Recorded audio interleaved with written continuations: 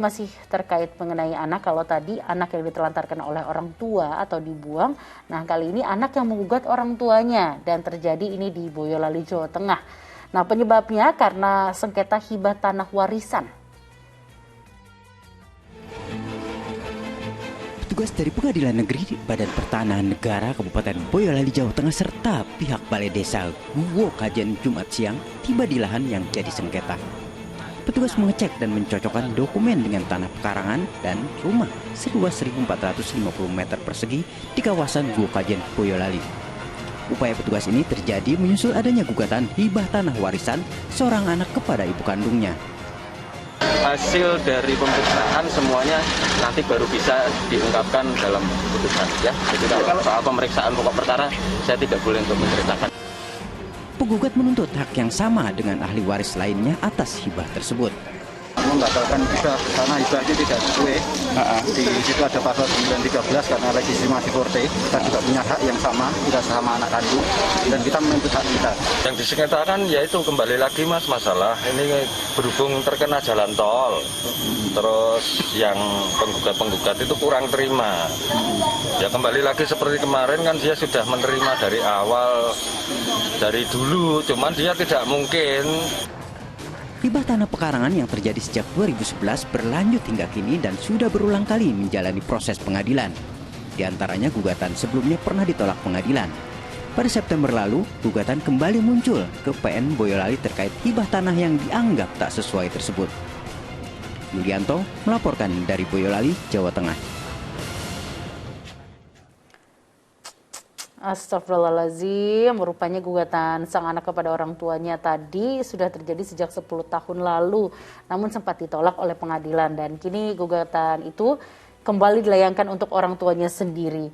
Nah, Ustaz, jika kita lihat berita tadi nih Ustaz, kayaknya harta ini menjadi penyebab anaknya akhirnya menggugat orang tuanya. Dan banyak juga yang mengatakan Ustaz kalau harta warisan ini tuh uang panas. Itu gimana nih Ustaz? Ya, makasih Mbak Sheila ya. Sebetulnya warisan kalau kita memahami konsep dasarnya, harta warisan itu kan milik Allah gitu. Semua harta itu kan milik Allah ya. Kita hanya dititipkan. Itulah mengapa ketika kita meninggal, harta kita itu dibagi-baginya itu tidak sesuai kemauan kita. Saya umpamanya sebelum saya meninggal, anak pertama saya kasih separuh, yang ini sekian, yang ini sekian. Itu nggak bisa begitu. Tapi dikembalikan kepada Allah. Nah, gimana cara mengembalikannya? Ya pembagiannya sesuai apa yang sudah Allah tentukan di dalam Al-Quran. Dan ayat tentang waris ini termasuk salah satu ayat yang paling mendetail jika dibandingkan dengan hukum-hukum yang lain. Mengapa? Karena potensi konfliknya, potensi ributnya itu besar. Nah, untuk menghindari keributan itu, potensi keributan itu, maka diatur sedemikian rupa, sedetail mungkin di dalam Al-Quran. Nah, jadi memang harta warisan sebaiknya dibagi-bagi itu sesuai dengan aturan waris yang ada di dalam Al-Quran dan hadis Nabi terlebih dahulu. Soal kemudian setelah dibagi-bagi, kan dalam pembagian itu salah satu prinsipnya adalah anak laki-laki mendapat 2 kali dari jatah anak perempuan. Nah, soal kemudian setelah dibagi-bagi, anak yang laki-laki merasa, oh saya sudah cukup, pembagian harta warisan buat saya ini sudah cukup. Saya melihatnya ada adik saya yang perempuan masih kurang. Jatah saya biar saya serahkan separuh untuk adik saya itu. Itu bagus. Tapi bukan kemudian sejak semula kita sudah membagi secara rata menurut kita gitu, laki dan perempuan sama, atau menurut selera orang tua, istri diberikan lebih besar dan seterusnya, itu yang membuat potensi konfliknya lebih besar. Apalagi kalau tadi dalam berita ini disebutkan ya, ada pembangunan jalan tol yang mungkin kena pada tanah itu. Anak yang dulu biasa-biasa saja menerima saja pembagian itu, sekarang karena ada potensi jalan tol, ada penggusuran dan ada ganti rugi untuk jalan tol, lalu dia menghitung-hitung, wah kalau begitu saya cuma dapat sekian, coba kalau tanah saya lebih lebar, kan saya akan dapat ganti ruginya lebih banyak. Nah, itu nafsu harta yang kemudian membuat dia menggugat ibunya. Itu soal warisannya, Mbak Sheila. Soal sekarang bagaimana kita bersikap kepada ibu, saya kira ini sangat maklum lah, saya kira hampir semua kita sudah mengetahui ini, bahwa jasa ibu itu kan tidak putus sesaat, tapi sepanjang masa, sehingga kita tidak bisa membalasnya dengan apapun. Nah, karena itu di dalam Al-Quran ketika Allah menyuruh kita untuk berbakti kepada orang tua, tentu dalam hal ini juga ibu, ayah dan ibu, Allah mengatakan wabil walidaini ihsanan. Ihsan itu artinya berbuat baik lebih dari yang seharusnya. Berbeda dengan adil. Kalau adil itu katakan Mbak Sheila memberi saya, mengutangi uang ke saya 5 juta. Setelah saya punya uang, saya kembalikan 5 juta. Itu adil.